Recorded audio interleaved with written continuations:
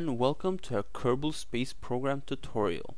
Today I will teach you how to get your Kerbal into space and get a stable orbit. So first we will start by making the spacecraft, and then we will launch it and I'll take you through the steps to get into orbit. So let's go. The first thing we have to do is to choose a command module. You have two main categories of command modules. You have the manned and the unmanned command module. The manned command module has a Kerbal inside and will be controlled by the Kerbal. The unmanned uses electricity to be controlled, so if you run out of electricity you can't control your spacecraft, and this is very important to remember because if it runs out it's lost in space. In this tutorial we are going to use the small manned command module. This is because making a light spacecraft is easier to get into space than a heavier one. The heavier your spacecraft is, the more difficult it will be to get it into space. So we'll start with the smallest command module. Next I will add a parachute to the command module, which will make it a lot easier to land and probably will save the Kerbal's life.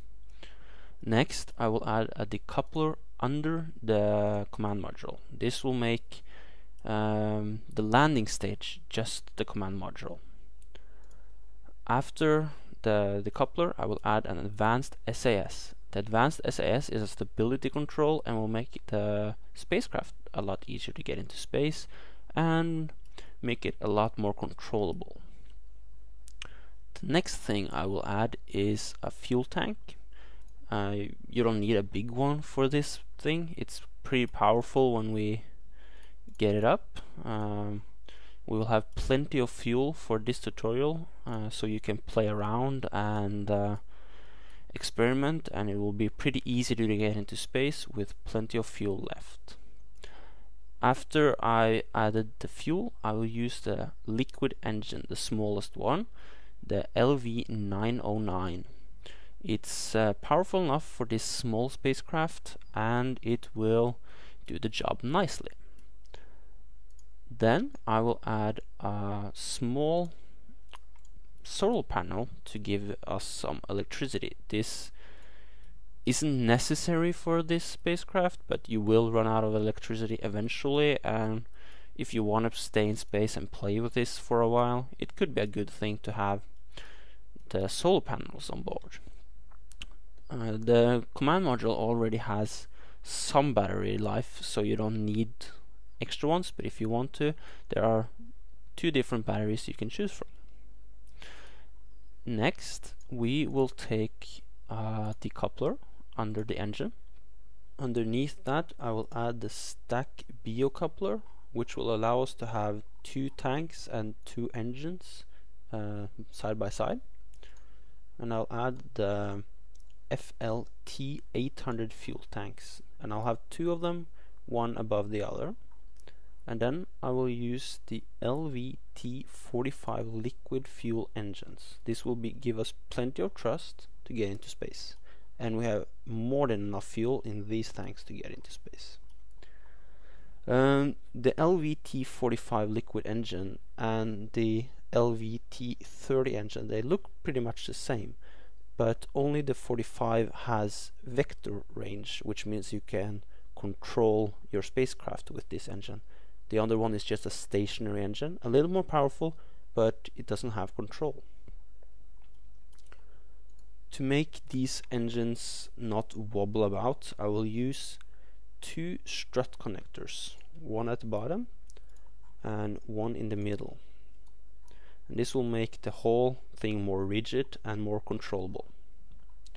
And just for an extra oomph to get us off the launch pad and give us the first climb, I will add two solid booster rockets, the big ones, on each of the engines.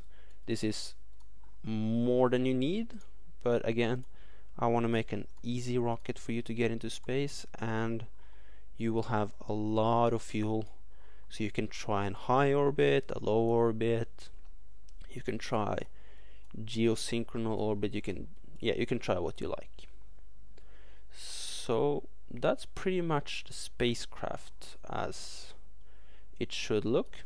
The next thing you need to do is to rearrange some of the staging events, because right now it's a little chaotic. And I will move the main engines, the liquid fuel engines, down to ignite at the same time as the solid booster engines. And I will make sure that decoupling of the solid boosters is after that, so the next stage. The next stage after that should be the decoupling of the liquid fuel tanks and engines, and activating of the last engine we have on board. And the final stage will be the parachute and decoupling of the command module. And that's our spacecraft. So now we're ready to go to space. First thing I will do is to toggle the advanced SAS by pressing T and throttling the spacecraft to full. I will launch by pressing space, and when I reach about 100 meters per second I will throttle the spacecraft down.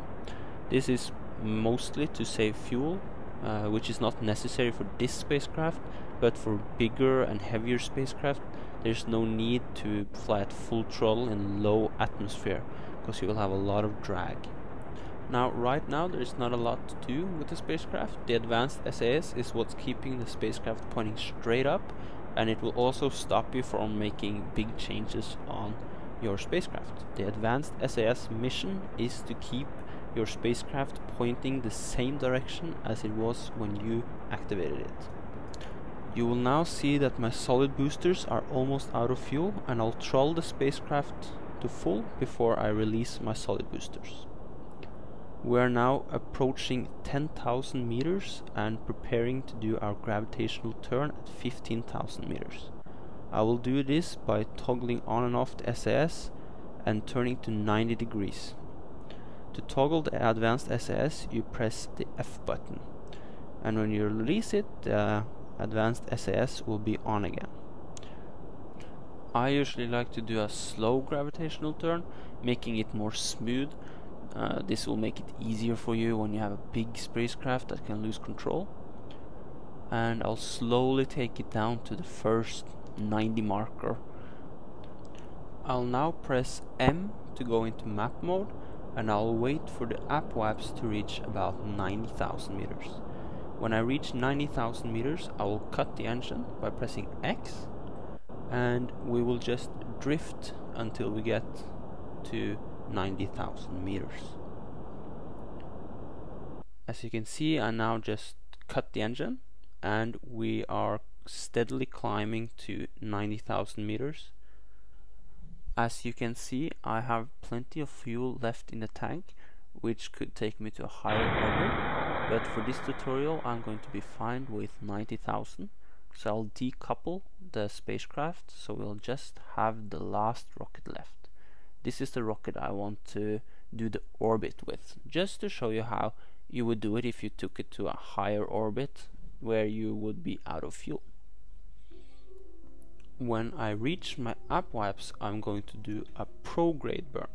That's a burn in the direction of travel, and I'm going to do this until my orbit, the blue line on the map, will be around the Earth and outside the atmosphere. The atmosphere on Kerbin is about 55,000 meters above the surface, so my orbit will have to be above that.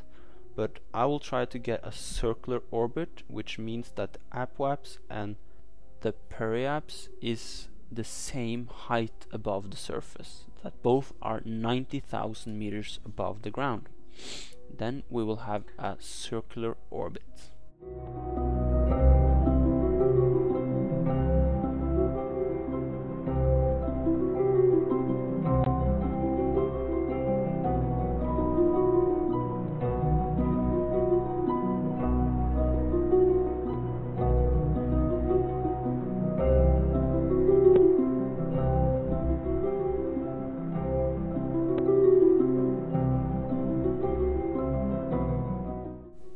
will soon start throttling down my spacecraft so it will be easier to control my apoapse and periapse, because when you start getting in an orbit, the orbit and apoapse and periapse will be very sensitive to small adjustments. As you can see now, I'm just doing small engine changes and they're doing thousands of meters difference.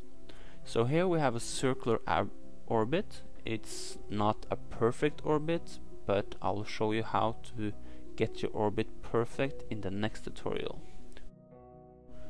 Thank you for watching my first tutorial. The next tutorial will be on getting a perfect orbit and changing altitude and angles of your orbit. This has been my first YouTube tutorial ever, so I would appreciate some constructive feedback. There's probably plenty of things I could do better, and I only want to make good movies and tutorials for you guys. So please post a comment on improvements and what I can do better for next time. See you later, guys. Wearing Storm checking out.